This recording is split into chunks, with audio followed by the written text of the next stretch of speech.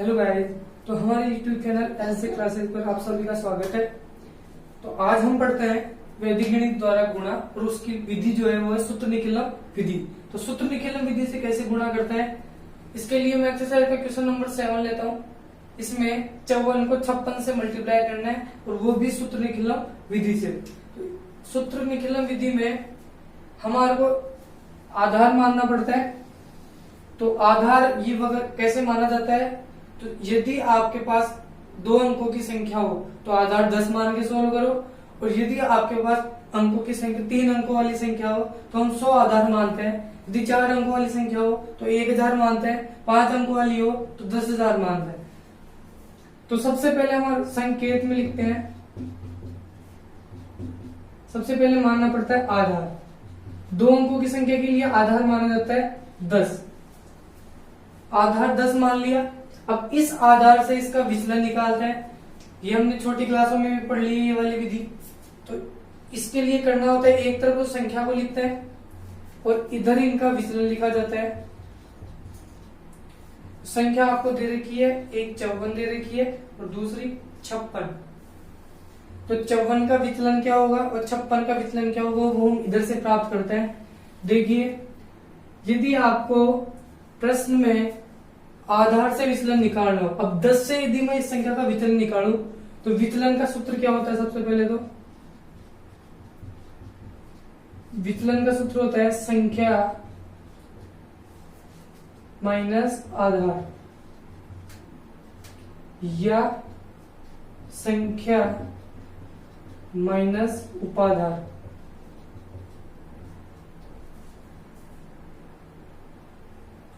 तो संख्या माइनस आधार लोगे या संख्या में से उपाधार को घटाएंगे। तो ये उपाधार कब मानना पड़ता है, यदि आपकी संख्या इस आधार से बहुत ज्यादा दूर हो तो हमारे को इसके पास वाला आधार मानना पड़ता है जो 0 की फॉर्म में हो। तो 54 के पास ऐसी कौन सी संख्या आ रही, 54 और 56 के पास जिसमें 0 आ रहा हो, तो या तो वो 50 लेंगे या हम 60 लेंगे। तो मैं यहां ले रहा हूं उपाधार। तो उपाधार 50 कब आएगा, जब इस 10 को मैं 5 से गुणा करूंगा तो हमारा उपाधार आ गया 50। तो 10 को 5 से मल्टीप्लाई करने में 50 आया है, तो ये जो 5 होगा ये होगा उपाधार अंक। आधार को आपने जिससे मल्टीप्लाई किया है उसको बोलते हैं उपाधार। इसको 60 लेके भी सॉल्व कर सकते हैं तो भी अपना आंसर सही आएगा। अब विचलन निकालने का जो तरीका है वो सूत्र ये है, संख्या में से यदि आपने आधार माना है प्रश्न में तो केवल आधार माना है तो आधार ही घटेगा, और यदि आपने प्रश्न में उपाधार मान रखा है तो आधार को नहीं घटाएंगे, उपाधार को घटाएंगे। तो इस संख्या में से उपाधार 50 घटेगा तो अपना विचलन यहाँ पे लिखेंगे। देखते हैं विचलन कितना आता है। तो पहली संख्या 54 के लिए विचलन निकालता हूं मैं। 54 का विचलन, तो विचलन का सूत्र है संख्या माइनस आधार। संख्या अपनी 54 माइनस आधार है 50। 54 में से 50 गया तो विचलन आ गया प्लस का 4। अब 56 का विचलन निकालते हैं। 56 का विचलन निकलेगा 56 माइनस 50 प्लस के 6। यहाँ प्लस माइनस का ध्यान रखना बहुत जरूरी है। इसको 60 मानते तो ये माइनस के 6 और माइनस के 4 उत्तर आते। यहाँ अभी विचलन आया हमारे प्लस का 4, यहाँ विचलन आया प्लस का 6। तो सूत्र निकलन में सबसे पहले ये इधर वाले जो संकेत है ये लिखना बहुत जरूरी है। यहाँ से हमारे को विचलन प्राप्त होगा, और ये आधार उपाधार किस तरीके से माना जाता है ये हम छोटी क्लास में पढ़ लिया था। यदि आपको 2 ही संख्याओं को गुणा करना हो तो यहाँ केवल 2 ही कॉलम बढ़ेंगे, 2 ही पार्ट बढ़ेंगे, एक वाम पक्ष और एक दाहिना पक्ष। इस वाले खंड में तो हमारे को इन विचलनों का गुणा करना पड़ता है। तो 4 और 6 को इधर से मल्टीप्लाई कर देंगे, और इधर वाले खंड में यदि आपको ये वाली संख्या लेनी है तो इसका अब दूसरी वाली संख्या का विचलन उसमें ऐड करना है। यदि आप 56 ले रहे हो तो विचलन जुड़ेगा 54 का, यदि आप 54 ले रहे हो तो विचलन जुड़ेगा 56 का। यदि और भी संख्याएं होती तो एक संख्या को आप लेते और बाकी जो बच रही है उन सभी संख्याओं का विचलन इसमें जोड़ देते। तो इधर जो हम करते हैं वो इधर करते हैं संख्या प्लस उसका विचलन, या संख्या प्लस शेष विचलन,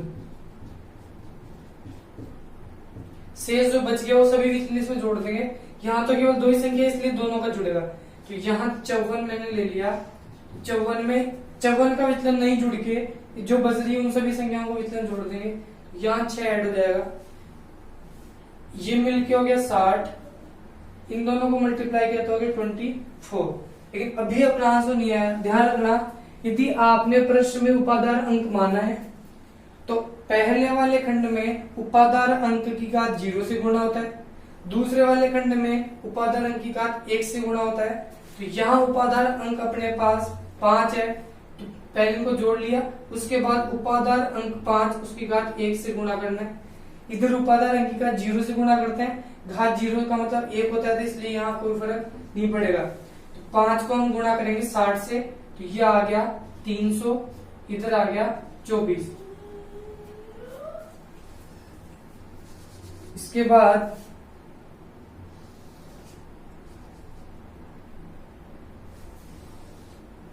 इस प्रश्न को इधर सॉल्व कर रहा हूं, 300 और 24। अब यदि आपने आधार कितना माना, देखो आधार 10 माना था, तो 10 में केवल एक ही 0 था, इसलिए एक खंड से केवल एक ही अंक उतरेगा, बाकी इधर कैरी हो जाएगा। तो इस कॉलम से हम केवल 4 लेंगे और 2 जो है वो इधर चला जाएगा, प्लस के 2। तो 300 में 2 जुड़ा तो ये आ गया 302। अब इसके बाद इधर कोई संख्या नहीं बच रही, तो इसलिए 302 यहाँ ऐसे की ऐसे आ जाएगा। तो अब इन दोनों को मल्टीप्लाई करने पे अपना आंसर आया 3024। तो सूत्र निकलन विधि से इस प्रकार से हम गुणा कर सकते हैं। दूसरा प्रश्न लेते हैं हम।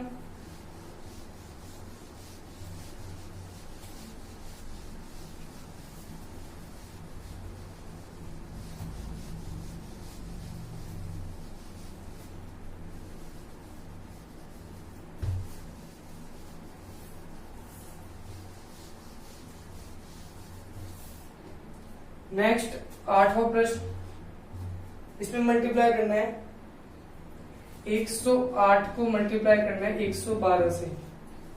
तो यहां देखिए, सबसे पहले इधर संख्याओं को लिख लो, 108 और 112। अब यहां 3 अंकों की संख्या है, इसलिए हमारे को आधार मानना पड़ेगा 100। अब इस वाले प्रश्न में आधार से ही अपना विचलन बहुत कम आ रहा है, तो उपादान मानने की जरूरत यहाँ नहीं है। अब यदि आपने उपादान नहीं माना तो उपादान अंक भी यहाँ नहीं होगा, या होगा तो एक ही होगा, जिससे कोई फर्क नहीं पड़ता। तो यहाँ केवल आधार होगा 100। तो अब यहाँ विचलन निकाल लेते हैं। तो सबसे पहले 108 का विचलन होगा एक संख्या माइनस आधार, यह उपादान नहीं है तो आधार को कटा देंगे। तो 100 का विचलन आया प्लस के 8 और 112 का विचलन आया, 108 का विचलन आया प्लस के 8 और 112 का विचलन आया प्लस के 12। अभी मैंने बताया पिछले वाले प्रश्न में इसमें 2 खंड बनते हैं। इधर वाले खंड में तो विचलन का आपस में गुणा करना पड़ता है, तो 8 को किससे गुणा कर देंगे, 12 से, या 12 को 8 से, एक ही बात है। और इधर कोई भी एक संख्या ले लेते हैं, तो मैंने 108 ले ली, प्लस 108 में जोड़ेंगे इसका विचलन नहीं दूसरी वाली संख्या का, तो 12 जुड़ जाएगा। या ऐसा भी कर सकते थे आप, 112 में 112 यदि आप संख्या ले रहे हो तो उसमें ये विचलन नहीं जुड़ गई, ये वाला जुड़ जाएगा, उससे भी आंसर सेम आता है। इन दोनों को ऐड किया तो ये आगे 120 और इसको इससे मल्टीप्लाई किया तो ये आगे 96। अब यहाँ संख्या किस तरीके से नीचे लिखे हो, ध्यान रखने वाली बात है। तो यहाँ अपने आधार में 2 0 आ रहे हैं, तो हर खंड में से 2 संख्या एक साथ उतारनी है। इस वाले खंड में से 96 उतरेगा। अब यहाँ सैकड़े वाला कोई पद नहीं है, तो ये वाला कॉलम अब ऐसे की ऐसे उतर जाएगा। तो इसका आंसर आ गया 120 96। तो इस तरीके से हम सूत्र निकलन विधि से भी गुणा कर सकते हैं। ये छोटी क्लासों में भी इसको पढ़ लिया था हमने। यदि आपको हमारा वीडियो अच्छा लगे तो वीडियो को लाइक करें, शेयर करें और बेल आइकन को प्रेस करें, ताकि नए वीडियो की नोटिफिकेशन आपको जल्दी से जल्दी मिलती रहे।